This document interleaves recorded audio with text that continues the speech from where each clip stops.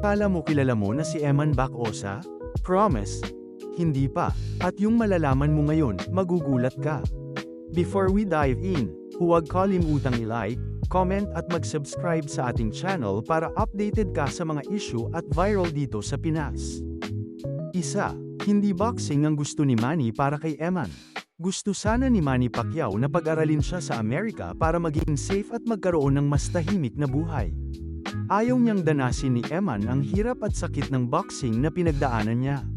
Pero iba ang puso ni Eman, pinili niya ang ring para patunayan ang sarili, hindi dahil anak siya ng legend, kundi dahil may pangarap siyang buuin sa sarili niyang paraan. Dalawa, hindi siya lumaki na kilala bilang Pacquiao. Hindi siya yung batang nasa ringside, hindi VIP, hindi nasa spotlight.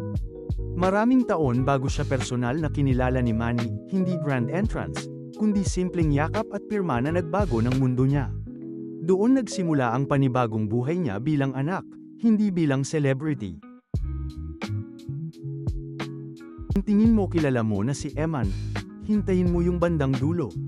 May bagay doon na hindi mo aakalain. Tatlo, boxing katumbas para makabawi sa buhay.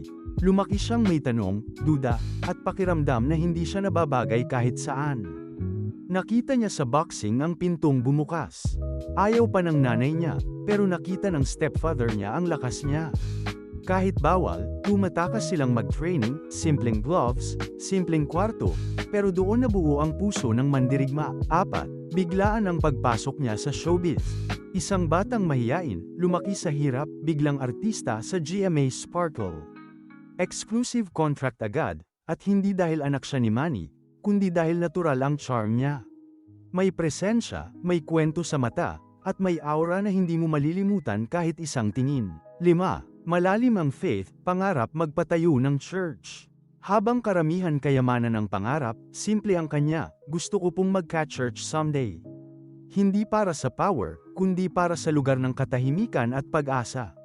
Lumaki siya sa tahanang inuuna si Lord kaya kahit hindi niya pinupost online, dala niya ito sa bawat desisyon. 6. Crush niya si Jillian Ward. Sa interview kay Tito Boy, diretsahan niyang sinabi, si Jillian Ward po. Nag-trending dahil genuine ang kilig, hindi showbiz, hindi promo, totoo lang. 7. Magaling siyang sumayaw. Sa workshops ng Sparkle, nagulat lahat, may rhythm, timing, at footwork na galing boxing. Kapag sumasayaw siya, nawawala ang hiya, nagiging mas free at mas natural. 9. Stepfather na nagmahal at tumanggap sa kanya. Hindi dugo ang naging basehan, puso. Siya ang unang naniwala sa boxing talent ni Eman. Sa bawat laban ni Eman, dala niya ang lakas ng lalaking pumili sa kanya bilang tunay na anak. 10. Lumalaban siya para sa ina niya. Siya ang dahilan kung bakit hindi sumusuko si Eman. Nakita niya ang hirap, sakripisyo at paninindigan ng nanay niya. Kaya bawat suntok niya ay hindi para sa fame, kundi para mabigyan siya ng magandang buhay. Si Eman Bacosa ay hindi lang anak ng alamat.